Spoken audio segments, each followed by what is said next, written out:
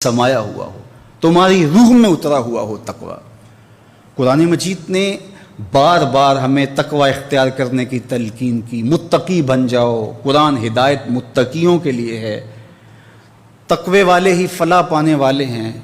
अहले ईमान तकवे की दौलत से माला माल होते हैं। वो लोग जो अल्लाह के वली करार पाए, उनका भी वस्फ बयान किया, अल्लज़ीना आमनू वकानू यत्तकून, कि औलिया अल्लाह वो हैं कि जो ईमान और तकवे की दौलत से माला माल हैं। तो ये तकवा बार बार इख्तियार करने की तलकीन की गई। तो ये तकवा आखिर है क्या, जिसका इस कदर हुक्म दिया गया, ताकीद इरशाद की गई। किताब व सुन्नत में हमें बार बार ये कहा गया कि तुम मुत्तकी बन जाओ, अल्लाह मुत्तकियों को पसंद करता है। तुम्हारे रोज़े का मकसद तकवे का हुसूल है, तुम्हारी नमाज का मकसद तकवे का हुसूल है। तुम्हारी कुर्बानी का गोश्त अल्लाह को नहीं पहुँचता, उसका खून अल्लाह को नहीं पहुँचता। गोश्त तुम खुद खा लेते हो, खून नालियों में बह जाता है, तो फिर अल्लाह को क्या पहुँचता है? कहा वो तुम्हारे दिल का तकवा अल्लाह को पहुँचता है। तो इत्तिका की दौलत तुम इख्तियार कर लो अगर तकवा नहीं है। और एक मुकाम पे फरमाया कि बेहतर लिबास तकवे का लिबास है। कहीं फरमाया कि तुम ज़ादे राह अगर लेना चाहते हो तो वो तकवे की ज़ादे राह इख्तियार करो। तो आखिर तकवा है क्या कि जिसके लिए इस कदर ताकीद इरशाद फरमाई गई। तो उलमा ने कहा कि जहाँ तुम्हारा रब तुम्हें देखना चाहता है वहाँ तुम पाए जाओ, और जहाँ तुम्हें नहीं देखना चाहता तुम वहाँ ना पाए जाओ, ये तकवा है। हज़रत अबू हुरैरा रज़ी अल्लाह ताला अन्हु से मरवी है, उनसे पूछा गया कि हज़रत आप बताइए, कुरान में जो बार बार तकवे की तलकीन की गई है, ये तकवा है क्या? तो फरमाया कभी तुम ऐसी वादी से गुजरे हो जहाँ खारदार झाड़ियाँ हों? तो कहा हाँ, कई बार इत्तेफाक हुआ इसका। तो कहा फिर तुम कैसे गुजरते हो? कहा कपड़े समेट लेता हूँ, बच बच के गुजरता हूँ, कोई कांटा मेरे दामन से उलझ ना जाए और मेरा लिबास तार तार ना हो जाए। तो हज़रत अबू हुरैरा रज़ी अल्लाह ताला अन्हु ने फरमाया ज़ाका हुवा तुक़ा, यही तो तकवा है कि दुनिया में इस तरह ज़िंदगी बसर करो कि गुनाहों से कहीं आलूदा ना हो जाओ। सूफिया ने कितनी खूबसूरत बात कही कि दुनिया में ऐसे रहो जिस तरह कश्ती पानी में रहती है, पानी में रहती है लेकिन पानी को अपने अंदर नहीं आने देती। तुम पानी में रहो, कश्ती पानी में रहे तो खैर है, लेकिन अगर पानी कश्ती में आ गया तो कश्ती डूब जाएगी। कहा तुम दुनिया में रहो तो खैर है, लेकिन अगर दुनिया तुम्हारे अंदर उतर गई तो फिर सब कुछ लुट गया। मन नज़र इला दुनिया नज़रल हुब अखरजल्लाहु ताला मिन क़ल्बिही नूरल यकीन व ज़ुहद। हज़रत इमाम अबू नईम अल अस्फ़हानी कहते हैं, जिसने दुनिया को मोहब्बत की नज़र से देखा, अल्लाह उसके दिल से ज़ुहद और तकवे के नूर को खींच लेता है, उसका अंदर उजड़ जाता है, जो दुनिया को अपना ओढ़ना बिछोना बना लेता है। इसलिए बाहू ने कहा था ना कि अद्दी लानत दुनिया उत्ते, पूरी दुनिया दारा हूँ। तो दुनिया है क्या? क्या ये कारोबार करना दुनिया है? मालो मता दुनिया है? बीवी बच्चे दुनिया है? दुनिया क्या है? रूमी अलैहि रहमा कलम तोड़ दिया, चीस दुनिया अज खुदा गाफिल बुदन। दुनिया क्या है? खुदा से गाफिल हो जाने का नाम दुनिया है। वो चाहे मिंबर पे बैठ के गाफिल हो या दुकान पे बैठ के गाफिल हो।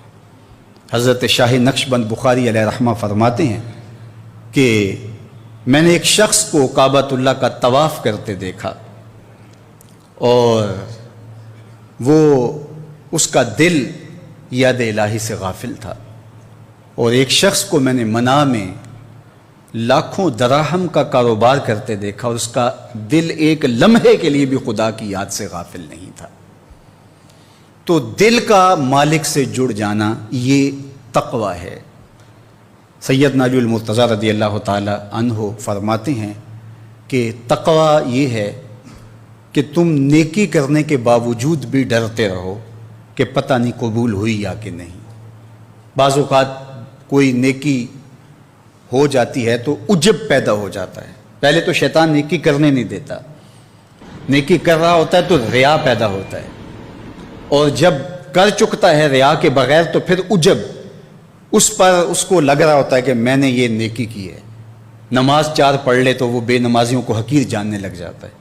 तो पहले उसको शैतान नेकी करने से रोकता है, نیکی کر رہا ہوتا ہے تو ریا شامل کرتا ہے، کر چکتا ہے تو عجب پیدا کرتا ہے، اس لیے بڑی مشکل منزل ہے۔ تو سیدنا علی المرتضیٰ رضی اللہ تعالیٰ عنہ فرماتے ہیں کہ تقویٰ یہ ہے کہ نیکی کرنے کے باوجود بھی ڈرتا رہے، پتہ نہیں میری نیکی بھی قبول ہوئی ہے یا کہ نہیں۔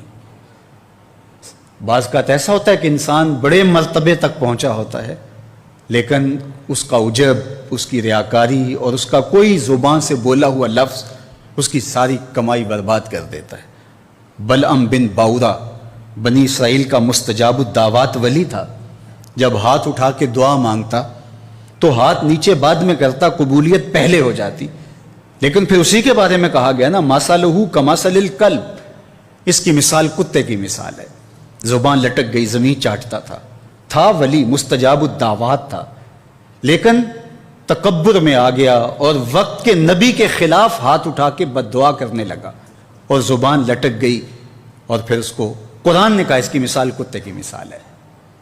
اسی لیے میاں صاحب بولے کہ پڑھنے اتے ناز کرینا تے نہ آکھی میں پڑھیا، پڑھنے اتے ناز کرینا تے نہ آکھی میں پڑھیا، او جبار کہار صداوے متا روڑ دے وے دودھ کڑیا، کیتی کتری پئی کھو محمد تے سکہ بنیا زردہ، ساری کمائی لٹ جاتی ہے۔ حضرت بایزید بستامی سے ایک بڑھیا نے پوچھا تھا کہ میں آپ سے ایک مسئلہ پوچھنے آئی ہوں۔ کہا پوچھئے۔ کہا میرے گدھے کی دم اچھی ہے یا آپ کی داڑھی اچھی ہے؟ یہ مسئلہ کوئی مجھے پوچھے پھر جانے کہاں پائے۔ لیکن بایزید بستامی رو پڑے، کہا بڑھیا تیرے سوال کا جواب فی الحال میرے پاس نہیں ہے، یہ تو مرنے کے بعد ہی بتا سکتا ہوں۔ خیر بایزید بستامی کا انتقال ہو گیا، بڑھیا کو خواب میں ملے، اس نے کہا میرا سوال وہیں کھڑا ہے۔ کہا اللہ کا شکر ہے میرا خاتمہ ایمان پہ ہو گیا، اب تیرے گدھے کی دم کو میری داڑھی سے کیا نسبت ہو سکتی ہے؟ اس نے کہا بتائیے آپ کے رب نے آپ کے ساتھ سلوک کیا کیا؟ تو حضرت بایزید بولے جب میں مالک کے روبرو پیش ہوا تو میرے مالک نے مجھے کہا اے بوڑھے بتا میرے پاس کیا لے کر آیا ہے؟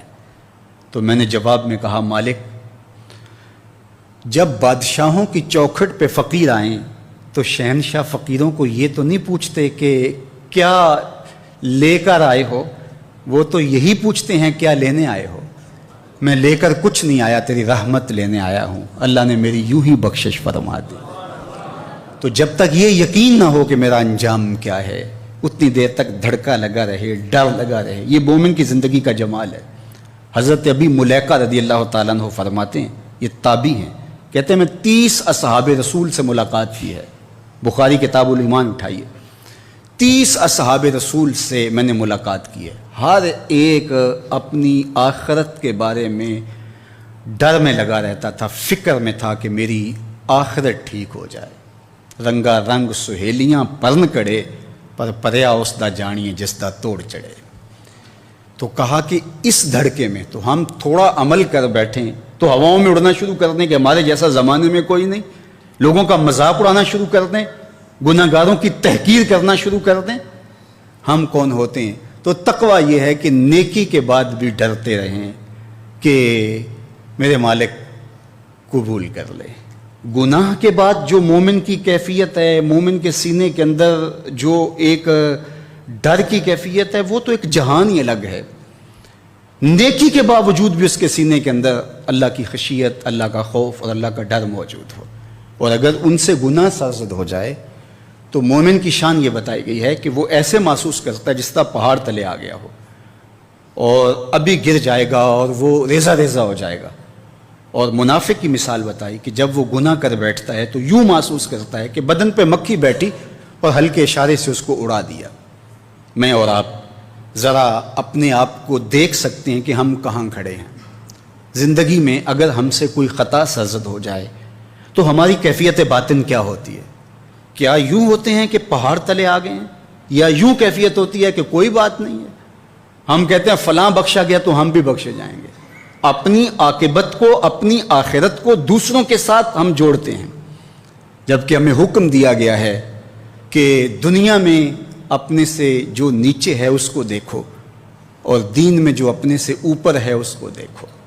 لیکن دنیا کے اندر ہم اپنے سے اوپر کو دیکھتے ہیں اور دوڑ لگا دیتے ہیں، اور دین میں ہم اپنے سے نیچے کو دیکھتے ہیں، فلاں بخشا گیا تو ہم بھی بخشے جائیں گے۔ مومن کی یہ شان نہیں ہے، گناہ کر بیٹھتا ہے تو یوں محسوس کرتا ہے پہاڑ تلے آ گیا، مائز بن مالک اسلمی صحابی رسول ہے، لیکن بس ایک خطا سرزد ہو گئی، حضور کی خدمت میں حاضر ہو گئے، ایک عجیب کیفیت ہے، اور کیا کہتے ہیں، طہرنی یا رسول اللہ صلی اللہ علیہ وسلم، حضور مجھے پاک کر دیجیے۔ تو آقا کریم علیہ السلام نے فرمایا جاؤ اللہ سے توبہ کرو، وہ تمہارے گناہ معاف کر دے گا۔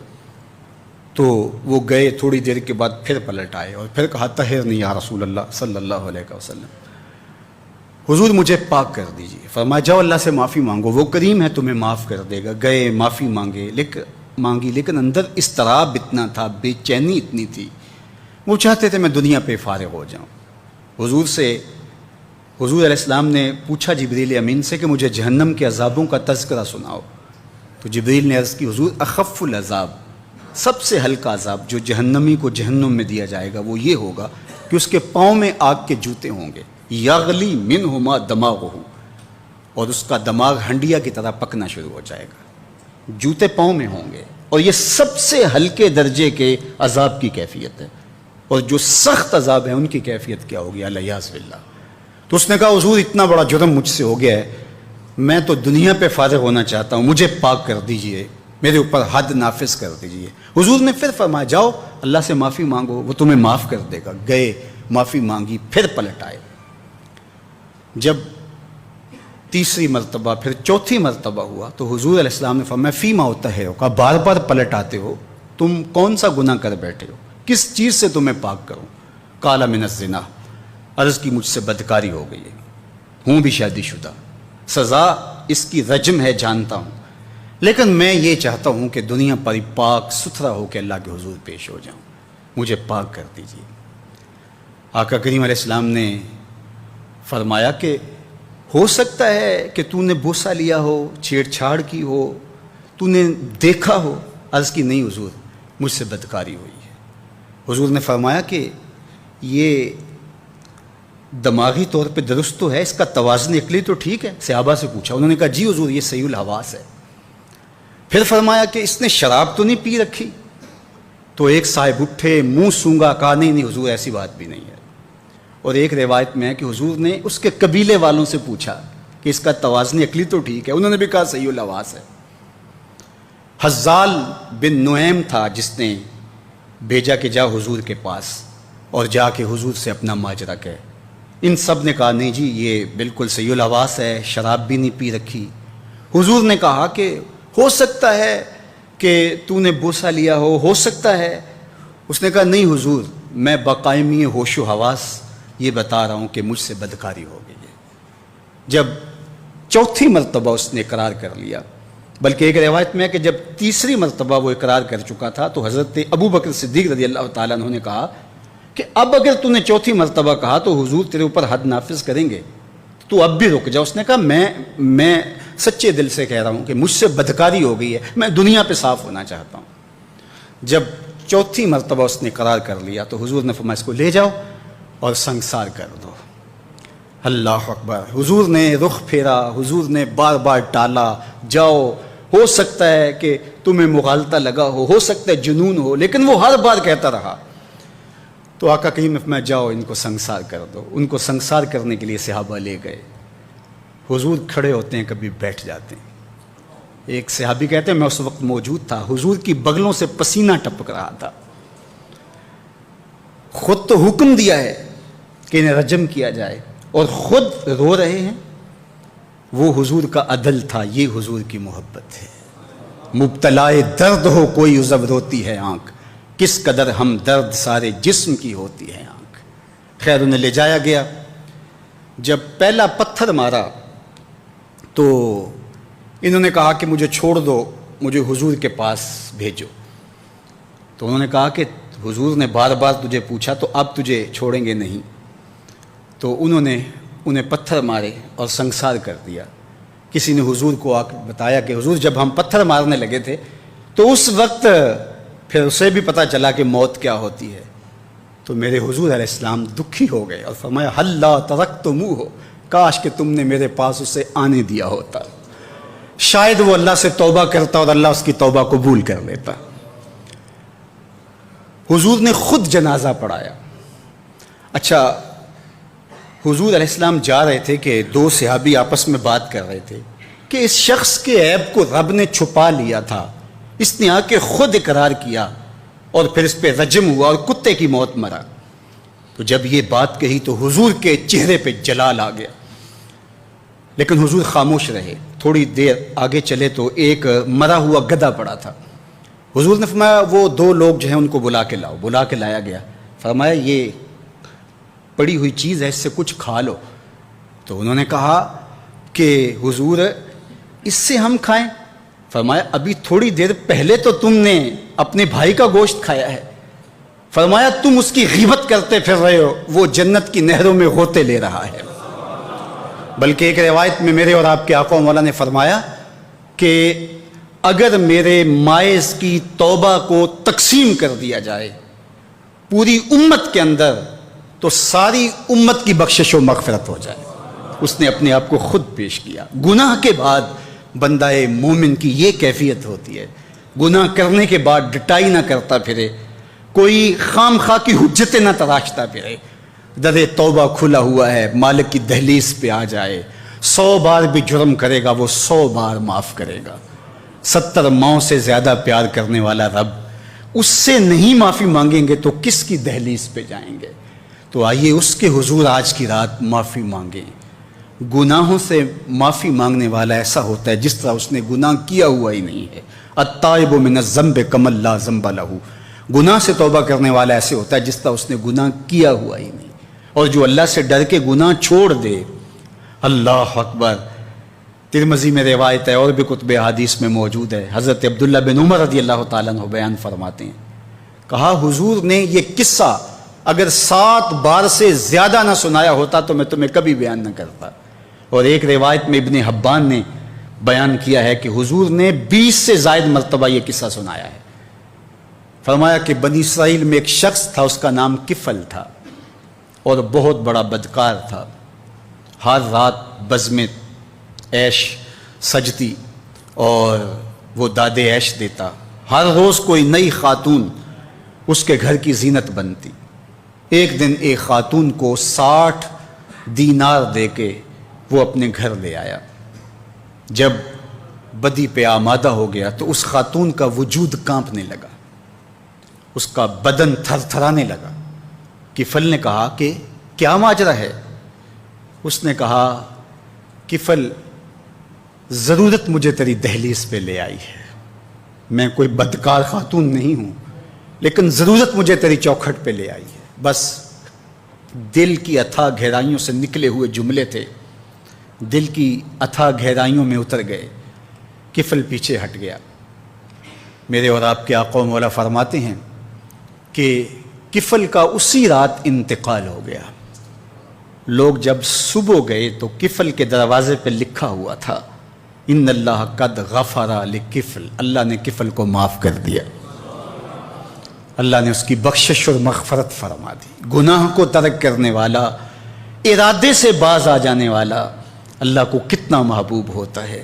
میرے اور آپ کے آقا و مولا نے فرمایا وَرَجُلٌ دَعَتْهُ اِمْرَةٌ ذَاتُ مَنْصِبٍ وَجَمَالٍ فَقَالَ إِنِّي أَخَافُ اللَّهَ، وہ شخص جس کو کسی خاتون نے دعوت گناہ دی، یا خاتون ہے اس کو مرد نے دعوت گناہ دی، اور اس نے کیا کہا انی اخاف اللہ، میں اللہ سے ڈرتا ہوں، یا خاتون نے کہا میں اللہ سے ڈرتی ہوں۔ تو میرے اور آپ کے آقا و مولا فرماتے ہیں قیامت کے دن جب کوئی سایہ نہیں ہوگا، اللہ اس کو اپنے عرش کا ٹھنڈا سایہ عطا فرمائے گا۔ کتنی بڑی بات ہے، حشر کے دن اللہ کی رحمتوں کے سائبان تلے ہوگا۔ تو ہمارے رب کا ہم سے تقاضا ہے کہ ہم تقوی کی دولت سے مالا مال ہو۔ وہ چاہتا ہے کہ ہم متقی ہو جائیں۔ اللہ ہمیں عذاب نہیں دینا چاہتا، ہم خود چھلانگیں لگا رہے ہیں۔ قرآن مجید میں کتنا خوبصورت اسلوب ہے، ذرا دیکھیے، ما یفعل اللہ بعذابکم، اللہ فرماتا ہے اللہ تمہیں عذاب دے کے کیا کرے گا؟ وہ نہیں چاہتا کہ تمہیں عذاب میں مبتلا کرے، تم خود چھلانگیں لگا رہے ہو، تم خود دوزخ میں اترنے کی کوشش کر رہے ہو۔ اس کی رحمتیں تمہیں بہانے دیتی ہیں کہ آ جاؤ، اس کی رحمت کا در کھلا ہے، کشادہ ہے در رحمت۔ جتنے بھی پاپ کمائے جرم کیے اس کی دہلیز پہ آ جاؤ. وہ یہ نہیں دیکھے گا اس نے جرم کتنے کیے, وہ یہ دیکھے گا میری دہلیز پہ آ گیا, وہ پچھلے سارے گناہ معاف کر دے گا. یا ایھا الذین آمنوا اتقوا اللہ, اے ایمان والو اللہ سے ڈر جاؤ. وَلْتَنْظُرْ نَفْسٌ مَّا قَدَّمَتْ لِغَدٍ, اور ہر جان یہ دیکھے اس نے آنے والے کل کے لیے آگے کیا بھیجا ہے. حضور علیہ السلام نے ارشاد فرمایا, حضرت ابو ہریرہ رضی اللہ تعالیٰ عنہ سے مروی ہے کہ جب کوئی شخص فوت ہوتا ہے تو لوگ کہتے ہیں اس نے پیچھے کیا چھوڑا, فرشتے کہتے ہیں اس نے آگے کیا بھیجا. لوگ تو حساب کرتے ہیں نا, کتنی فیکٹریاں چھوڑی, کتنا بینک بیلنس, کتنی جائیداد, کتنے مربع, کتنی زمینیں, لیکن فرشتے کہتے ہیں اس نے آگے کیا بھیجا. حضرت سیدنا عمر رضی اللہ تعالیٰ عنہ بولے, حاسبوا قبل ان تحاسبوا وزنوا قبل ان توزنوا, اپنا حساب کرو اس سے قبل کہ تمہارا حساب کیا جائے. اپنے اعمال خود تول لو, کہیں میزان پہ جا کے پریشانی نہ ہو. عمرے سے حج سے جب واپس آتے ہیں تو جب آخری دن ہوتا ہے تو ہر بندہ اپنا سامان تول رہا ہوتا ہے. کیوں میاں؟ ایئرپورٹ پہ پریشانی نہ ہو. حالانکہ اگر 2, 3, 4 کلو بڑھ بھی گیا تو وہ ویسے بھی گزرنے دیتے ہیں, یا چند ریال دیں گے تو آپ گزر جائیں گے. لیکن اس کے باوجود چند لمحوں کی پریشانی سے بچنے کے لیے بار بار اپنا سامان توڑ رہے ہوتے ہیں کہ وہاں جا کے پریشانی نہ ہو. یار آب زمزم ہے, کھجوریں ہیں, ان کا وزن بڑھ گیا تو پریشانی ہوگی اور تم اس سے ڈرتے ہو, اور اگر برائیوں کا وزن بڑھ گیا تو کہا وزنوا قبل ان توزنوا, قبل اس سے کہ تمہارا وزن کیا جائے تم وزن پہلے کر کے دیکھ لو. تمہیں پتہ ہے تم کھڑے کہاں ہو, ہر شخص کو پتہ ہے کہ میرے پاس نیکیاں کتنی ہیں, ہر شخص کو پتہ ہے میرے پاس برائیاں کتنی ہیں. نیکیاں محض اللہ کی رضا کے لیے کتنی ہیں, فساد نیت کا شکار کتنے عمل ہیں, ریاکاری کن کے ساتھ لگ گئی جڑ گئی, میرے کون سے اعمال ہیں جو عجب نے برباد کر دیے. ہر بندے کو پتہ ہے کہ میں کہاں کھڑا ہوں, اپنے عمل کا اسے محاسبہ کرنا چاہیے. وَلْتَنْظُرْ نَفْسٌ مَّا قَدَّمَتْ لِغَدٍ, ہر جان دیکھے اس نے آنے والے کل کے لیے آگے کیا بھیجا ہے. یہاں تو دیکھتے ہو کہ پیچھے کیا چھوڑا ہے, لیکن آگے کیا بھیجا ہے. آج اگر تم نہیں سوچو گے تو ایک دن آئے گا, عَلِمَتْ نَفْسٌ مَّا قَدَّمَتْ وَأَخَّرَتْ. اللہ تعالیٰ ارشاد فرماتا ہے کہ ایک وقت آئے گا کہ ہر جان دیکھ لے گی کہ اس نے آگے کیا بھیجا اور اس نے پیچھے کیا چھوڑا. ہر چیز تشت ازبام ہو جائے گی. وَحُصِّلَ مَا فِي الصُّدُورِ, سینوں کے اندر چھپے ہوئے راز بھی باہر آ جائیں گے. جب سینوں کی چھپی چیزیں بھی تشت ازبام ہو جائیں گی تو باقی کیا بچے گا؟ تو کتنا سخت دن ہوگا. تو اس دن کی آج تیاری کرنا ہوگی. ہمیں بتایا گیا ہے جو بوگے کل کاٹ لوگے, گندم از گندم بروئے جو ز جو, جو بوگے وہی کاٹ لو. گندم بوگے تو گندم کاٹ لوگے, جو بوگے تو جو کاٹ لوگے. یہ دنیا دارالعمل ہے جہاں جو کرو گے کل قیامت کے دن اس کی جزا یا اس کی سزا تمہیں دیکھنا ہوگی. اور قیامت کے دن جب نامہ اعمال ہاتھ میں دیا جائے گا بندہ حیرت زدہ ہوگا, آنکھیں پھٹی کی پھٹی رہ جائے گی. ما لہذا الکتاب لا یغادر صغیرۃ ولا کبیرۃ الا احصاها, ہائے اس کتاب کو کیا ہو گیا, اس نے چھوٹی بڑی کوئی بات نہیں چھوڑی, سب کچھ لکھ دیا. لیکن پھر پچھتاوے کا کیا فائدہ؟ آج کا پچھتاوا کل کی بہتری کا ضامن بن جاتا ہے, لیکن کل کا پچھتاوا سوائے حسرت بڑھانے کے, دکھ اور اذیت بڑھانے کے اور کچھ نہیں ہوگا. اس لیے آج میں اور آپ دیکھیں کہ ہم کھڑے کہاں ہیں. توبہ کا در کھلا ہے, سورج ابھی مغرب سے طلوع نہیں ہوا, اللہ کی رحمتیں برس رہی ہیں, ماہ سیام جیسے مہینے دستیاب ہیں, لیلۃ القدر جیسی راتیں میسر ہیں.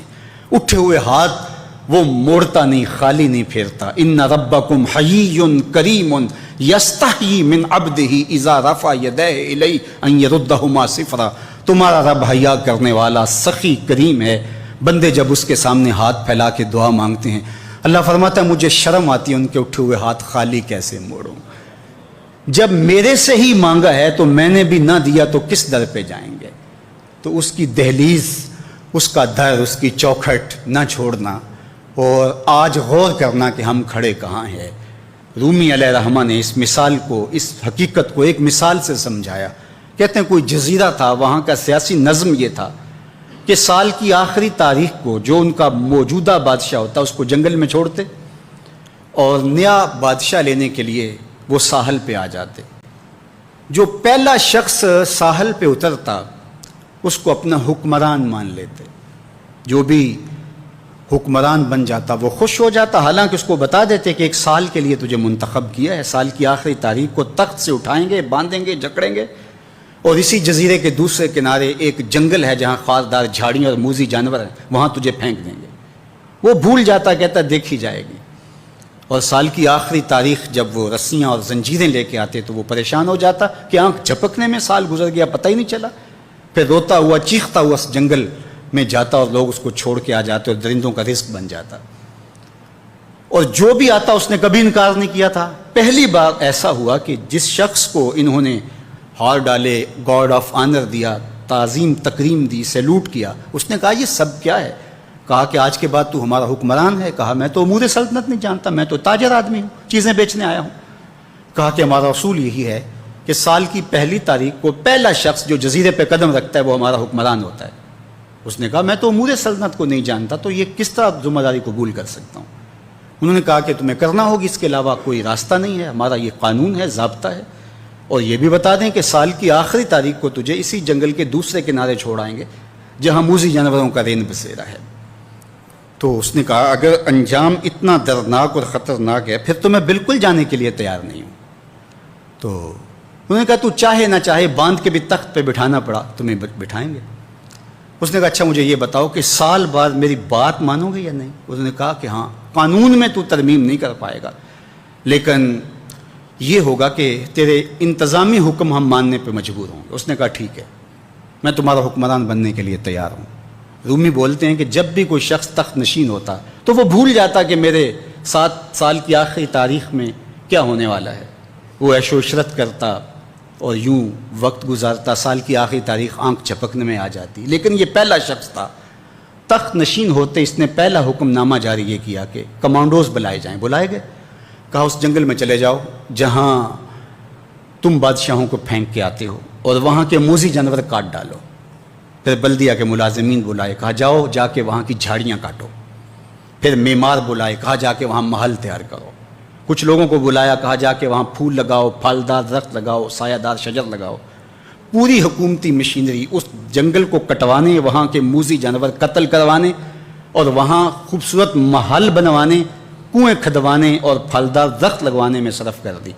اب سال کی آخری تاریخ کو جب وہ زنجیریں لے کر آئے تو اس نے کہا کہ مجھے کیوں جکڑتے ہو، میں خود جانے کے لیے تیار ہوں، اس لیے کہ یہ اس تخت پہ آرام سے نہ بیٹھا، یہاں بیٹھ کے تیاری وہاں کی کرتا رہا جہاں اس نے جانا تھا۔ کافر اور فاسق دنیا کے تخت پہ عیش کرتا ہے، بھول جاتا ہے کہ میں نے کہاں جانا ہے، اور صالح مومن اس تخت پہ آرام سے نہیں بیٹھتا، جہاں جانا ہے اس کے لیے تیاری کرتا رہتا ہے۔ اور جب جنازہ اٹھتا ہے تو وہ کہتا ہے اجلوا بی ولا تؤخروا بی، دیر نہ کرو، مجھے جلدی لے جاؤ، میرا تو وہاں انتظار ہو رہا ہے۔ اور پھر جب وہ وہاں پہنچتا ہے تو القبر روضۃ من ریاض الجنہ، وہ جنت کے باغوں میں سے باغ بن چکی ہوتی ہے۔ وہ سارے تھور، ساری جھاڑیاں، ساری آگ اور وہاں کے سارے بھڑکتے ہوئے شعلے بجھا چکا ہوتا ہے، اپنے اعمال کے لشکر بھیج کے۔ ہم نے دیکھنا ہے کہ ہم یہاں آخرت کے لیے کچھ بھیج رہے ہیں کہ یہی سب کچھ لٹا رہے ہیں۔ دنیا کے مختلف ممالک میں جانا ہوتا ہے۔ تو ایک دفعہ میں اٹلی گیا تو وہاں ایک شہر میں مجھے کچھ دوست لے گئے، تو وہ چھوٹا سا گھر تھا، تو 20 سے 30 لوگ وہاں رہ رہے تھے۔ تو میں بڑا حیرت زدہ ہوا، تو میں نے کہا کہ آپ یہاں تنگ سی جگہ پہ 20-25 لوگ رہ رہے ہیں تو اتنی مشکل میں کیوں رہ رہے ہیں؟ تو کوئی بڑا سا گھر خرید لیں، آسودہ رہیں۔ تو انہوں نے کہا کہ جناب آپ ہمارے علاقے میں جا کے دیکھیں، 5-5 کنال کے گھر ہم نے وہاں شروع کیے ہیں۔ ہم یہاں کمائی کرنے آئے ہیں، عیش کرنا تھوڑے آئے ہیں۔ ہم تو چند سالوں کے لیے یہ آئے ہیں، اس لیے ہم یہاں سے کماتے ہیں، بھیجتے وہاں ہے جہاں ہم نے ہمیشہ جا کے رہنا ہے۔ میں نے کہا یہی تو میں سمجھانے آیا ہوں، جہاں جتنا رہنا ہے وہاں کا انتظام بھی اس حساب سے کرو۔ حضور نے فرمایا کن فی الدنیا کانک غریب او عابر السبیل، دنیا میں ایسے رہو جس طرح مسافر اجنبی رہتا ہے۔ سڑک عبور کرنے والا دائیں بائیں سے دیکھ کے سڑک عبور کر جاتا ہے۔ یہ دنیا پر جینا لگا کے بیٹھ جاؤ، چند دن کے لیے آئے ہو، یہ آخرت کی کھیتی ہے، دارالعمل ہے، وہ آخر دارالجزا ہے۔ تو قبل اس سے کہ وہ وقت آئے ہاتھ ملتے رہ جائیں، آج کا پچھتاوا کل کی بہتری کا ضامن بن سکتا ہے، لیکن کل کا پچھتاوا سوائے حسرت بڑھانے کے اور کچھ نہیں ہو سکتا۔ بلکہ میں نے کتب میں پڑھا کل قیامت کے دن نیکوکار بھی پچھتائیں گے۔ بدکاروں کا پچھتانا تو سمجھ میں آتا ہے، نیکوکار کیوں پچھتائیں گے؟ جب اپنے اچھے اعمال کی جزا دیکھیں گے تو وہ پچھتائیں گے، ہائے جو چند لمحے ضائع کر دیے وہ بھی کیوں ضائع کر دیے۔ تو آئیے میں اور آپ اپنی آخرت کی تیاری کریں اور دیکھیں، ہر شخص غور کرے اس نے آنے والے کل کے لیے آگے کیا بھیجا۔ واتقوا اللہ، پھر کہا اور اللہ سے ڈر جاؤ۔ میرا رب بار بار کہہ رہا ہے اللہ سے ڈر جاؤ، اللہ سے ڈر جاؤ۔ وہ کیوں اپنے سے ڈرانا چاہتا ہے؟ وہ تمہاری تہذیب نفس چاہتا ہے، تمہارے باطن کی ستھرائی چاہتا ہے، تمہیں بھڑکتے ہوئے شعلوں سے بچانا چاہتا ہے۔ یہ اس کی شفقت ہے، یہ اس کی محبت ہے کہ وہ تمہیں بار بار کہہ رہا ہے ڈر جاؤ اس سے اور اس کے حکم کو مانو، نافرمانی سے بچ جاؤ تاکہ تم میری بنائی ہوئی جنت کے مستحق ہو جاؤ۔ اللہ اکبر، واتقوا اللہ ان اللہ خبیر بما تعملون۔ اور جو تم کرتے ہو تمہارا رب اس سے باخبر ہے۔ مت سمجھنا کہ وہ دیکھ نہیں رہا، تم کو چھٹی دے رکھی ہے تو اس کا یہ مطلب نہیں ہے کہ تم اس کی پہنچ سے باہر ہو یا اس کی نگاہوں میں نہیں ہو۔ تمہارے ایک ایک لمحے کو وہ دیکھ رہا ہے، ایک ایک ساعت کو ملاحظہ کر رہا ہے۔ بند کمرے ہوں یا مخفی غاریں، تم جہاں بھی داد عیش دو تمہارا رب تمہیں دیکھ رہا ہے۔ کالے پہاڑ کی گہری غار میں چیونٹی چلتی ہے تو اس کے ننھے اور مہین پاؤں سے سینہ سنگ پر جو لکیر بنتی ہے تمہارا رب اس کو یوں دیکھتا ہے جیسے دیوار چین کو دیکھتا ہے۔ تو کیا وہ تمہارے اعمال کو نہیں دیکھتا؟ تمہارے ایک ایک عمل کو، تمہارے ارادے کو، تمہاری آنکھوں کی خیانت کو، تمہارے دل کے ارادے کو دیکھتا ہے، ایک ایک چیز سے وہ آگاہ ہے۔ تو آئیے آج میں اور آپ اپنی زندگی کو ایسے منظم کریں۔ یہ ماہ صیام میں تڑپتی گرمی، سخت موسم، زباں کانٹا بن گئی، حلق خشک ہو گیا اور ہم پانی نہیں پی رہے، ٹھنڈا پانی دستیاب ہے، کوئی دیکھ بھی نہیں رہا، وضو کرتے بھی احتیاط کرتے ہیں، میاں کیوں نہیں پانی کا 2 گھونٹ لے لیتے، ٹھنڈا پانی ہے، میٹھا پانی ہے۔ کہا ہم نے روزہ رکھا ہے، اللہ دیکھ رہا ہے۔ ماہ صیام میں ہم پانی نہیں لیتے، اس لیے ہمیں یہ یقین ہوتا ہے تنہائی میں بھی اللہ دیکھ رہا ہے۔ یار جو اللہ رمضان میں دیکھتا ہے وہ غیر رمضان میں بھی دیکھتا ہے۔ پانی پینے لگو تو دیکھتا ہے، رشوت لینے لگو تو تب بھی دیکھتا ہے، آنکھ بھٹکے تو تب بھی دیکھتا ہے، خیال بہکے تو تب بھی دیکھتا ہے، سوچوں میں آوارگی آئے تو تب بھی دیکھتا ہے۔ یہ یقین تمہارے ساتھ اگر جڑ جائے کہ تمہارا رب تمہیں دیکھ رہا ہے تو پھر گناہ کرنا مشکل کیا ناممکن ہو جائے گا۔ آپ دیکھتے نہیں بند کوٹھڑی ہے، 7 دروازے مقفل کر دیے، بت کے اوپر موٹا کھیس ڈال کے زلیخا بولتی ہے تلک یوسف اب تو آ جاؤ نا، دروازے بند کر دیے تو جناب یوسف کیا بولتے ہیں؟ قال معاذ اللہ، کہا اللہ کی پناہ میں آتا ہوں، تو دروازے بند کر کے لوگوں کی نظروں سے چھپ گئی اور پتھر کی یہ بے نور مورتی جس کی آنکھوں میں روشنی نہیں اس سے بھی حیا کرتی ہے، اس کے اوپر پردہ ڈال لیا اور یہ دیکھ بھی نہیں پاتا پھر بھی اس سے حیا کرتی ہے، اور میں اس سے حیا کیوں نہ کروں جو 7ویں کوٹھڑی میں بھی دیکھ رہا ہے۔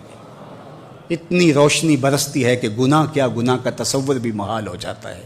یہ یقین کہ میرا اللہ مجھے دیکھ رہا ہے زندگی میں جمال پیدا کر دیتا ہے۔ وَلَا تَكُونُوا كَالَّذِينَ نَسُوا اللَّهَ، اور ان لوگوں کی طرح نہ ہو جانا جنہوں نے اللہ کو بھلا دیا، غافل ہو گئے، اپنی خواہشات کی زندگی گزارنے لگے۔ یہ جہاں مٹھا اگلا کس نے ڈٹھا، خواہشات کے غلام بن گئے، آرزوؤں کے نوکر بن گئے۔ جس طرح نفس اور شیطان ان کو چلا رہا اس طرح چل رہے ہیں، انہیں پتہ ہی نہیں کہ ہم کس کے بندے ہیں، ہمیں پیدا کس نے کیا ہے۔ تو کہا ان لوگوں کی طرح نہ ہو جانا، وَلَا تَكُونُوا كَالَّذِينَ نَسُوا اللَّهَ، ان لوگوں کی طرح نہ ہو جانا جنہوں نے اللہ کو بھلا دیا۔ پھر اللہ نے ان کو سزا کیا دی، ذرا غور کیجئے سزا کتنی باریک ہے۔ فَأَنسَاهُمْ أَنفُسَهُمْ، اللہ نے انہیں خود فراموش بنا دیا۔ جنہوں نے اللہ کو بھلا دیا اللہ نے انہیں ان کی ذاتوں سے بے خبر کر دیا، انہیں اپنے نفع نقصان کا علم نہ رہا، انہیں پتہ ہی نہ رہا کہ ہماری زندگی کا مقصد کیا ہے، مقصود حیات کیا ہے۔ جو لوگ اللہ کو بھول گئے، اللہ فرماتا ہے اللہ نے انہیں ان سے غافل کر دیا۔ اللہ جب کسی سے ناراض ہوتا ہے تو ہدایت چھین لیتا ہے، اسی لیے ہمیں ہر روز ہر نماز کی ہر رکعت میں ہدایت مانگنی ہوتی ہے۔ اہدنا الصراط المستقیم، ہر روز مانگتے ہیں، ہر نماز میں مانگتے ہیں، ہر رکعت میں مانگتے ہیں، اللہ ہمیں ہدایت پہ گامزن رکھنا۔ اللہ جب کسی سے ناراض ہوتا ہے تو ہدایت کے دیے بجھ جاتے ہیں، چراغ ہدایت بجھا دیے جاتے ہیں، اندھیروں میں بھٹکنے لگتا ہے۔ شیطان اس کو دھوکے میں مبتلا کر دیتا ہے، اسی زندگی کو مقصود زندگی سمجھ لیتا ہے، اس شراب کو آب حیات سمجھ لیتا ہے، اور ساری زندگی بھٹکتے بھٹکتے ایک دن اچانک جب سامنے موت آتی ہے تو پھر آنکھیں کھلتی ہیں، لیکن پھر پچھتانے کا کیا فائدہ؟ تو کہا جو لوگ اللہ سے غافل ہو جاتے ہیں اللہ جل شانہ انہیں ان کی ذاتوں سے بے خبر کر دیتا ہے، وہ خود آشنا بھی نہیں رہتے۔ جو خدا فراموش ہوتے ہیں وہ خود فراموش ہو جاتے ہیں۔ اور مجھے بتاؤ جو خود فراموش ہو جائے اس کے پلے بچا کیا؟ اقبال نے کہا تھا نا، اپنے من میں ڈوب کر پاجا سراغ زندگی، تو میرا نہیں بنتا تو نہ بن، اپنا تو بن۔ اور جو اپنا بھی نہ ہو، جس کو یہ بھی نہ پتا ہو کہ میں ہوں کون، میں کہاں ہوں، میرا مقصد زندگی کیا ہے، مقصد حیات کیا ہے، کھانا پینا اور لذتوں کا حصول، یہ تو چوپائے بھی کرتے ہیں، تو اشرف المخلوقات کاہے کا ہے؟ یہ زندگی تو ان کی بھی ہے کہ وہ اچھا کھاتے ہیں، تم تو ایک پاؤ بھر گوشت کھا لیتے ہو، اور شیر روز ایک ہرن جو ہے وہ چاٹ جاتا ہے، وہ تیرے سے زیادہ کھاتا ہے، تیرے سے زیادہ طاقتور ہے، ہاتھی کا جسم تیرے سے کہیں بڑا ہے، پرندے ہواؤں میں اڑتے ہیں، مچھلی پانی کی تہوں میں اتر جاتی ہیں، عقاب کی نظروں اور بلندی پرواز کی دیکھنے والی ہوتی ہے، کرگس کہاں سے کہاں تک سونگ لیتی ہے، ان کی قوت شامہ تیرے سے بڑی ہے، لیکن اس کے باوجود بھی افضل تو، اشرف بھی تو، اور اللہ نے اپنی نیابت کا تاج تیرے سر پہ رکھا ہے۔ جب تو اپنے آپ سے ہی آگاہ نہیں ہے تو پھر تو ہے کیا؟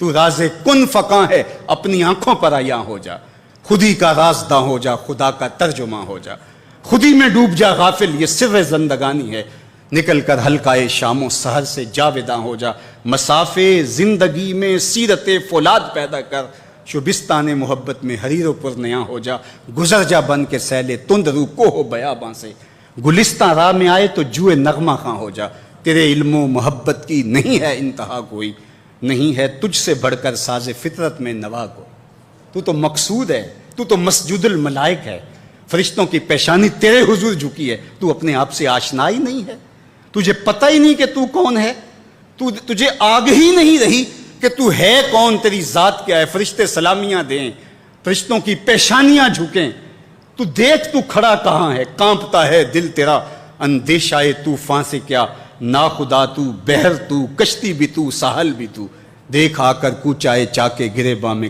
کبھی، کیس تو، لیلا بھی تو، صحرا بھی تو، محمل بھی تو، وائے ناکامی کہ تو محتاج ساکی ہو گیا، میں بھی تو، مینا بھی تو، مستی بھی تو، حاصل بھی تو، آہ کس کی جستجو آوارہ رکھتی ہے تجھے، راہ تو، راہ رو بھی تو، رہبر بھی تو، منزل بھی تو، بے خبر تو، جوہر آئینہ ایام ہے، تو زمانے میں خدا کا آخری پیغام، تو سمجھے نہیں کہ تو خدا کو بھول کے سمجھا کہ میری زندگی آزاد ہو گئی، اب میں جو چاہوں کروں، میں خدا کا بھی انکار کر دیا، بلا دیا اس کو، کہا جب خدا کو تو بھولا تو خود کو بھول گیا، زندگی کے مقصد کو تو نے فراموش کر دیا، اب بھٹکتا ہے ارض فلات میں، جنگل میں پڑے ہوئے خشک پتے کی طرح، جس کو ہوائیں کبھی ادھر اڑا دیتی ہیں کبھی ادھر اڑا دیتی ہیں، مقصد حیات کا علم نہیں ہے، تو کون ہے، کہاں ہے، تیرا مقصد زندگی کیا ہے، خدا کو بھولنے کا یہ نتیجہ ہے جو تجھے بھگتنا پڑ رہا ہے، خدا آشنا ہو جا، خود آشنا ہو جائے گا، تجھے ذات سے آگہی ہو جائے گی، من کا شعور مل جائے گا، تجھے پتہ چلے گا کہ میں کون ہوں، میری زندگی کا مقصد اور مقصود کیا ہے۔ تو اگر تو ایسا نہیں کرے گا تو اللہ تجھے تیرے سے بے خبر کر، تیری ٹانگیں نہیں توڑ دی جائیں گی، تیرا رزق نہیں چھین لیا جائے گا، تیری آنکھوں سے روشنی نہیں اچکی جائے گی، تیرے کانوں کی سماعت نہیں کھینچ لی جائے گی، یہ سب کچھ ہوگا لیکن مقصد زندگی نہیں ہوگا۔ بندہ سمجھتا ہے میں نے انکار کیا تو کیا ہو گیا، میاں اللہ نے تجھ سے ہدایت لے لی۔ کسی زمانے میں ایک شخص نے عیسائیت قبول کر لی اسلام چھوڑ کے، تو کچھ لوگ اس کو سمجھانے کے لیے علاقے بھر کے علماء جمع ہو کے گئے کہ یہ عجیب ماجرا ہے، تم نے اسلام چھوڑ دیا۔ اس نے کہا ایک دن سخت سردی تھی اور میں نماز پڑھنے لگا تو بے وضو ہی پڑھ لی، اور بڑا ڈرا کہ یہ بہت زیادتی کی میں نے، تو لیکن مجھے ڈر لگ رہا تھا نماز کی حالت میں کہ کہیں اللہ کا قہر نازل نہ ہو جائے، لیکن کچھ بھی نہ ہوا۔ پھر ایک دن میرے پہ غسل واجب تھا اور میں نے اس حالت کے اندر نماز پڑھ لی، اور اس دن میں پھر ڈرا کہ یار زیادتی کی ہے تم نے، اللہ کا قہر آج ضرور نازل ہوگا، لیکن سلام پھرا، میں معمول کی زندگی گزارنے لگا۔ میں نے کہا اسلام تو دین ہی سچا نہیں ہے، میں اتنی توہین کی ہے، اتنی تذلیل کی ہے اس دین کی، لیکن مجھے کچھ نہیں ہوا، تو میں نے چھوڑ دیا اسلام کو۔ تو علماء نے کہا تو کہتا ہے مجھے کچھ نہیں ہوا، اللہ نے تجھ سے دین چھین لیا، تجھ سے دین چھین لیا، تیرے پلے رہا کیا؟ فَأَنْسَاهُمْ أَنفُسَهُمْ أُولَٰئِكَ هُمُ الْفَاسِقُونَ، کہا یہ بے حکم ہیں، نافرمان ہیں، جو اللہ کو بھلا دیں، اللہ کو فراموش کر دیں، یہ فاسق لوگ ہیں۔ لا یستوی اصحاب النار واصحاب الجنہ، اہل جنت اور اہل دوزخ برابر نہیں ہو سکتے۔ ایسا نہیں ہوگا کہ ایک ساری زندگی بدکاریوں میں گزارے اور ایک نیکوکار اللہ کی رضا کی سائے میں زندگی بسر کرے اور قیامت کے دن ایک جگہ کھڑے کر دیے جائیں، ایسے نہیں ہوگا۔ افنجعل المسلمین کالمجرمین، اللہ فرماتا ہے ہم ماننے والوں کو اور مجرموں کو کیا ایک جیسا کریں گے؟ ایسا نہیں ہوگا۔ اللہ تعالیٰ جل شانہ انصاف بھی کرے گا۔ ہاں، جس کو 33% نمبر دے کے پاس کیا جاتا ہے اس کی پوزیشن نہیں ہوتی، اس کو پاس ضرور کر دیا جاتا ہے، چلو اس کو سٹار لگا کے پاس کر دو، پوزیشن انہی کی ہوتی ہے جنہوں نے محنت کی ہوتی ہے، رت جگہ کاٹے ہوتے ہیں۔ تو کہا مجرم اور ماننے والے برابر نہیں ہوں گے، تو فرمایا کہ وہ بے حکمے ہیں جو اللہ کے حکموں کو توڑتے ہیں، اس کے احکام کی جو ہے وہ توہین کرتے ہیں۔ تو جنت والے اور دوزخ والے برابر نہیں ہو سکتے۔ جنت والے جنت کے مزے لیں گے اور جہنم والے جہنم کی جلستی آگ میں ایک ذلت کی زندگی کاٹیں گے، موت بھی نہیں ہوگی وہاں۔ اللہ تعالیٰ جل شانہ قیامت کے میدان میں موت کو مینڈے کی شکل میں ظاہر کرے گا۔ کہتے ہیں جنت میں جا کے جنتیوں کے سینے میں ایک ہی خدشہ ہوگا، کھٹکا ہوگا، کہیں موت نہ آ جائے اور یہ نعمتیں چھن نہ جائیں۔ اور جو جہنمی ہے ان کے سینے میں ایک ہی امید کا چراغ روشن ہوگا، کبھی موت آ گئی تو مر جائیں، جان چھوٹ جائے۔ پھر مینڈے کی شکل میں روایت میں آتا ہے کہ موت کو لایا جائے گا، جنتی جنت سے، جہنمی جہنم سے گردنیں نکال کے اس منظر کو دیکھ رہے ہوں گے، پھر موت کو ذبح کر دیا جائے گا۔ جنتی اتنے خوش ہوں گے کہ اگر موت کو موت نہ آئی ہوتی تو یہ خوشی سے مر جاتے، اور جہنمی اتنے افسردہ اور دکھی ہوں گے کہ اگر موت کو موت نہ آئی ہوتی تو یہ صدمے سے مر جاتے۔ اب موت بھی نہیں ہے، جلو جہنم میں، اور یہ جنت والے فائز المراں، اصحاب الجنت ہم الفائزون، یہ کامیاب اور بامراد۔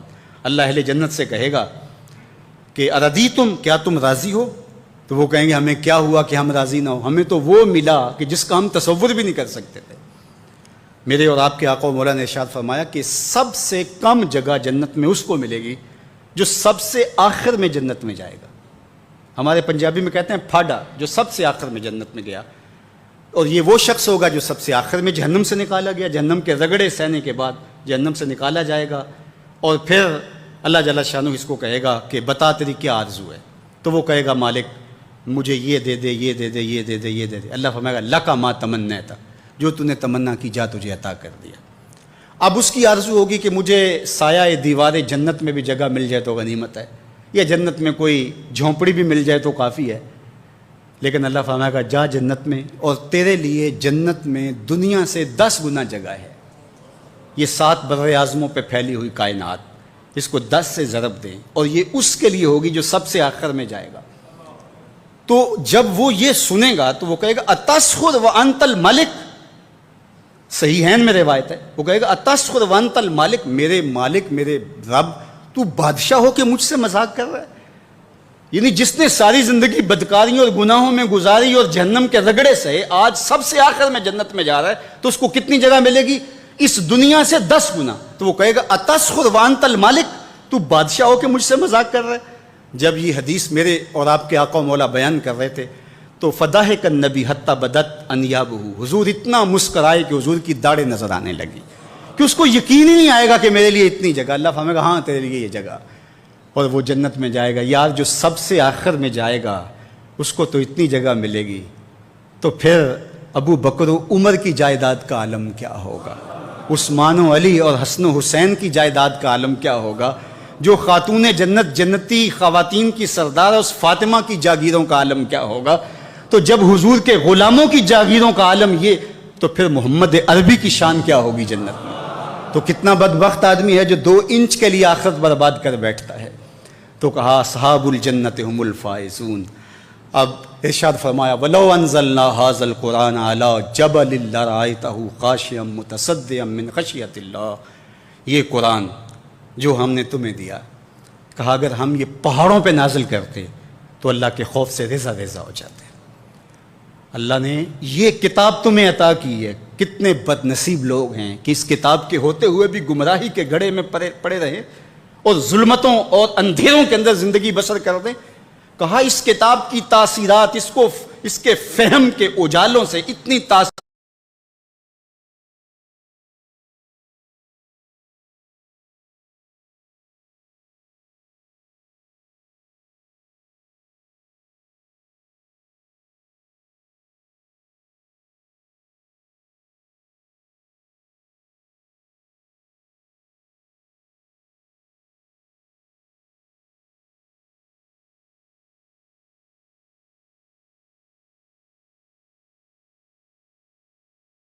پیدا ہوتی کہ پتھر اٹھا سکتے.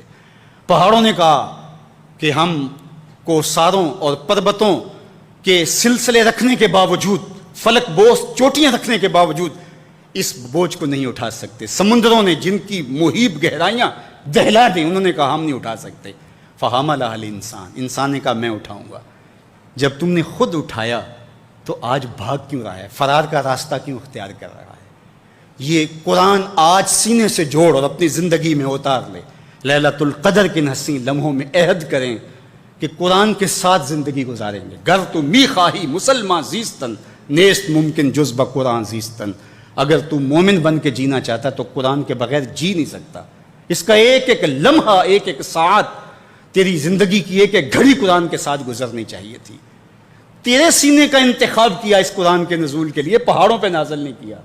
کو ہمالیہ کی چوٹیاں موجود تھی، پربتوں کے سلسلے موجود تھے، یہاں تا حد نظر پھیلے ہوئے سمندر موجود تھے، زمین کی چوڑی چھاتی موجود تھی.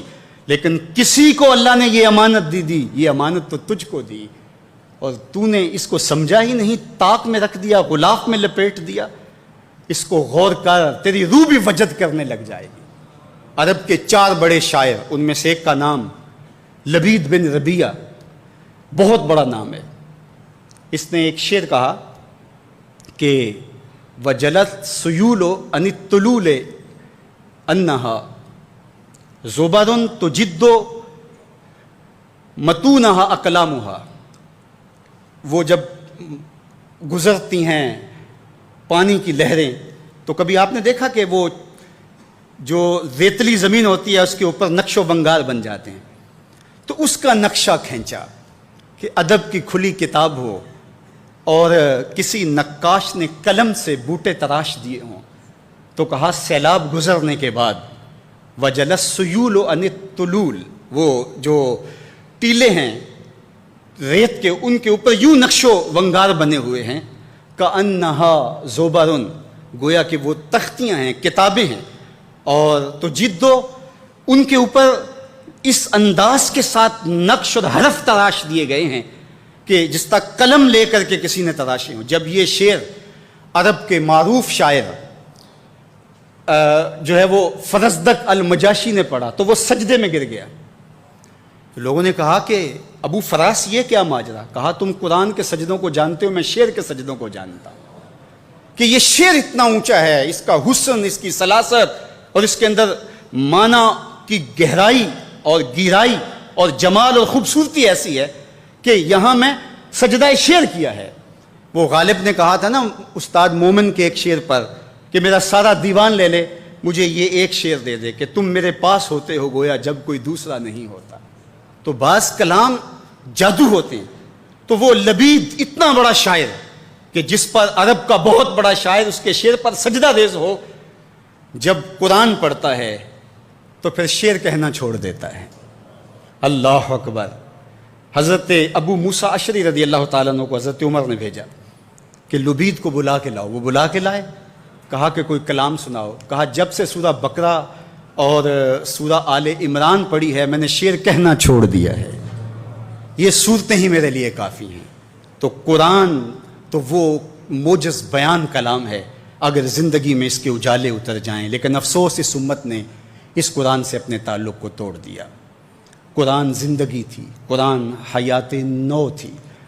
یہ پستیوں سے اٹھا کر بلندیوں تک پہنچا دینے والی کتاب تھی. یہ زندگی کے اجاڑ پن کو بہاروں میں تبدیل کر دینے والی کتاب تھی۔ اقبال نے ایک مقام پہ کہا کہ فاش می گوئے ماں کے در دل مزمرست این کتابیں نیز چیزیں دیگرست، اگر تو مجھے پوچھے تو میں کھل کے بیان کروں، یہ کتاب نہیں ہے، یہ کوئی اور ہی شے ہے۔ یہ تو زندگی بدل دینے والی کتاب ہے، یہ تو حیات آفریں کتاب ہے، اس کا لفظ لفظ روشنی ہے، اس کا حرف حرف اجالا ہے۔ حیات آفریں کتاب سے کیوں نہ جڑا تو؟ اپنی زندگی کو کیوں تو نے روشنیوں سے مالا مال نہ کیا؟ صرف غلاف میں لپیٹ کر کے تو نے طاق پہ سجا دیا، اور یا پھر تیرا بوڑھا مرنے لگا تو سورہ یاسین لے کے بیٹھ گیا۔ کتنی سچی تنقید کی کہ ببند صوفی و ملا اسیری حیات از حکمت قرآن گیری، با آیاتش ترا کار جزی نیست کہ از یاسین او آساں بمیری۔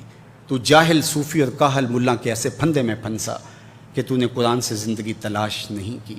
قرآن کی آیتوں سے تجھے صرف اتنا سروکار ہے، جب تیرے بوڑھے کی روح اٹکنے لگی تو سورہ یاسین لے کے بیٹھ گیا کہ میں اس کو پڑھوں اور اس کی روح آسانی سے نکل جائے۔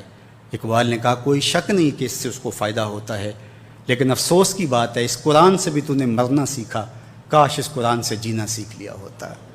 اس کا حرف حرف حیات آفری زندگی دیتی ہے یہ کتاب، یہ من کی روشنی کا سبب ہے۔ میرے اور آپ کے آقا و مولا نے فرمایا تھا لوگوں میں تمہارے اندر دو بھاری چیزیں چھوڑ کے جا رہا ہوں، تمہیں لاوارث چھوڑ کے نہیں جا رہا۔ ان میں سے ایک چیز کا ذکر کرتے ہوئے کتاب اللہ، اللہ کی کتاب، حبل ممدود من السماء الی الارض، یہ آسمان سے زمین کی طرف اللہ کی لٹکتی ہوئی رسی ہے۔ فیہ الہدی والنور فخذوا بکتاب اللہ واستمسکوا بہ، یہ اللہ کی وہ رسی ہے جس کو مضبوطی سے پکڑ لو گے تو کبھی گمراہ نہیں ہوگے۔ اس میں ہدایت ہے، اس میں روشنی ہے، اس کا ایک ایک لفظ تمہیں اجالوں کا نقیب بنا دے گا۔ آئیے اس کتاب سے جڑیں اور اپنی زندگی میں چراغاں کریں۔ یہ تو پتھروں پہ نازل ہوتی تو ان کے کلیجے بھی اس کو سہار نہ پاتے اور ریشہ ریشہ ہو جاتے اور ذرہ ذرہ اور ریزہ ریزہ بن جاتے، اور تم تو انسان ہو تو تم اس کتاب کو لے کر کے تمہارے اندر کوئی جنبش ہی پیدا نہیں ہوئی، تم نے اس کو عام کتاب سمجھ لیا، گھروں میں سجا کے رکھ لیا۔ یہ کتاب تو تمہیں کھڑا کر دیتی، آج تم رسوا ہو، ذلیل ہو، پست و زبوحال ہو تو اس وجہ سے کہ تم نے اس کتاب کو چھوڑ دیا۔ شکوے میں جب زبان کھلی تو لہجہ تھوڑا تلخ ہو گیا، فتویٰ بھی متوجہ ہوا، لیکن جواب آتا ہے تو سارا نشہ اتر جاتا ہے۔ لہجہ کتنا سخت ہے، تیرے کعبے کو جبینوں سے بسایا ہم نے، نو انسانی کو غلامی سے چھڑایا ہم نے، صفائے دہر سے باطل کو مٹایا ہم نے، تیرے قرآن کو سینوں سے لگایا ہم نے، پھر بھی ہم سے گلا ہے کہ وفادار نہیں، ہم وفادار نہیں، تو بھی تو دلدار نہیں۔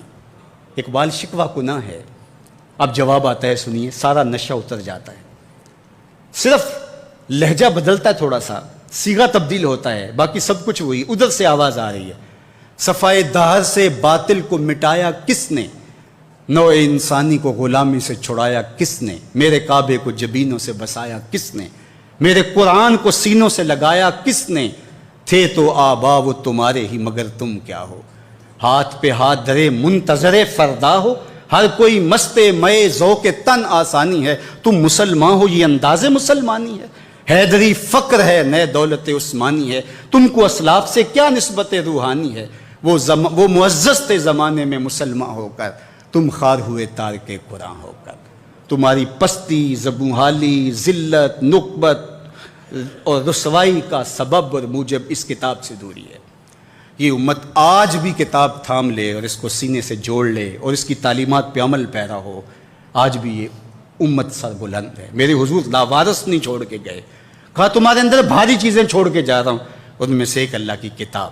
تو اس کتاب کو جو ہر گھر میں موجود ہے، کسی نبی کا پیغام اصلی صورت کے اندر کسی امت کے پاس موجود نہیں ہے، لیکن ہمارے آقا و مولا کے سینے پہ اترنے والی کتاب کسی زیر و زبر کے تغیر کے بغیر اصلی حالت میں ہمارے پاس موجود ہے۔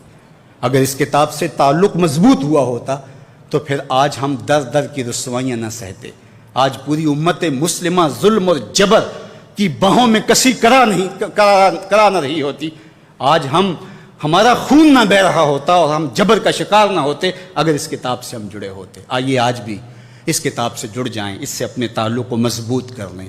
لیلۃ القدر کے ان مبارک لمحوں میں اور رمضان المبارک ان حسین گھڑیوں میں، نزول قرآن کی بابرکت رات میں یہ عہد کر کے اٹھیں کہ زندگی کا ایک ایک لمحہ قرآن کی تعلیمات کے مطابق بسر کریں گے۔ یہ کتاب زندہ ہے، یہ کتاب زندگی بخش ہے، یہ کتاب ہمارے ہر درد کا مداوا ہے۔ اس کا فلسفہ پرانا نہیں ہوا، اس کی تعلیمات فرسودہ نہیں ہوئی، یہ ہر دور کے تقاضوں سے ہم آہنگ اور ہر دور کے تقاضوں کو پورا کرنے والی کتاب ہے۔ اس سے جڑنے والا کبھی نامراد نہیں رہتا۔ تو آئیے آج لیلۃ القدر کے ان مبارک لمحوں میں یہ عزم کر کے اٹھیں کہ ساری زندگی کتاب رحمت کے ساتھ گزاریں گے، اور جئیں گے تو قرآن کے ساتھ، مریں گے تو قرآن کے ساتھ۔ پھر دیکھنا یہ قرآن تمہیں دیتا کیا ہے۔ میرے اور آپ کے آقا و مولا نے فرمایا کہ جو قرآن مجید کی تلاوت میں مشغول رہا اور اس کو دعا مانگنے کا موقع نہ ملا، اللہ مانگنے والوں سے زیادہ اسے عطا فرمائے گا۔ یہ کتاب کی برکتیں، تمہارا رب سے باتیں کرنے کو جی چاہے تو قرآن کھول کے بیٹھ جاؤ، یہ تمہارے رب سے ہم کلام ہونا ہے۔ حضرت سہل تستری جنگل میں رہتے تھے، لوگ ملنے گئے تو کسی نے کہا سہل آؤ نا شہر میں، تمہارے مزاج کے لوگ مل جائیں گے، یہاں جنگل میں کس طرح زندگی گزارتے ہو؟ تو کہا کہ تمہیں کس نے کہا ہے کہ میں تنہا رہتا ہوں؟ کہا کہ ہم خود دیکھ رہے ہیں، کسی نے کیا کہنا ہے؟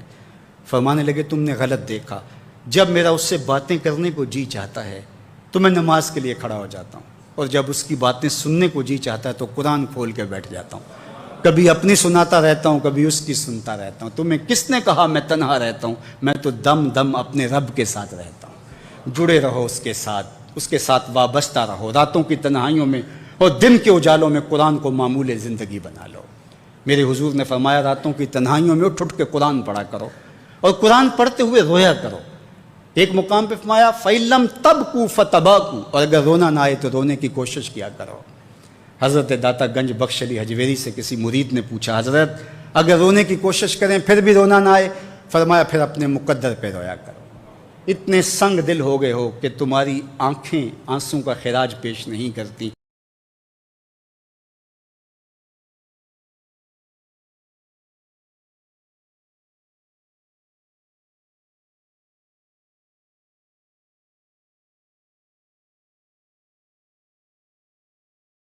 خیر کسی جھجک کے سناتا ہے، اس کے حضور اپنے آنسو پیش کرو جو آنسوں کی قدر رکھتا ہے۔ لوگ تو آنسوں کا مذاق اڑاتے ہیں، تم سے درد سے کہانی سنیں گے اور پھر چسکے لے لے کے آگے سنائیں گے۔ لوگ مہندی سجائیں گے تیرے لہو سے، زخم اپنے دل کے نہ دکھانا کسی کو۔ لوگ تو تمہارے زخموں سے مہندی سجائیں گے اور اپنے ہاتھوں کو جو ہے وہ آراستہ کر لیں گے اور دکھاتے پھریں گے میرے پاس یہ بھی راز ہے، یہ بھی راز ہے۔ اپنے راز مسلح پہ رکھو، سجدے میں اس کے حضور کہو۔ سارے دکھوں کا مداوا اس مالک کی دہلیز پر ہے، اس کی چوکھٹ پر ہے۔ تو کہا اس قرآن سے جڑ جاؤ، اپنی زندگی کو مالک کے سپرد کر دو اور ایک ایک لمحہ مالک کی چوکھٹ پہ گزار دو۔ لیلۃ القدر کے یہ لمحے، یہ مبارک گھڑیاں اللہ میرے اور آپ کے لیے رحمت و راحت کا پیغام بن کے، ہماری نجات کی ضمانت بن کے، ہماری توبہ کا ذریعہ بن کے، ہماری آخرت کی بہتری کا سبب بن کے، ہمیں اللہ اور اس کے رسول سے جوڑنے والی بن جائیں، اور ہم سب کو اپنی خاص پناہوں کا حصار عطا کرے۔ وآخر دعوانا ان الحمد للہ رب العالمین۔ دعا سے پہلے چند مرتبہ اللہم انک عفو تحب العفو فاعف عنی، اللہم انک عفو تحب العفو فاعف عنی، اللہم انک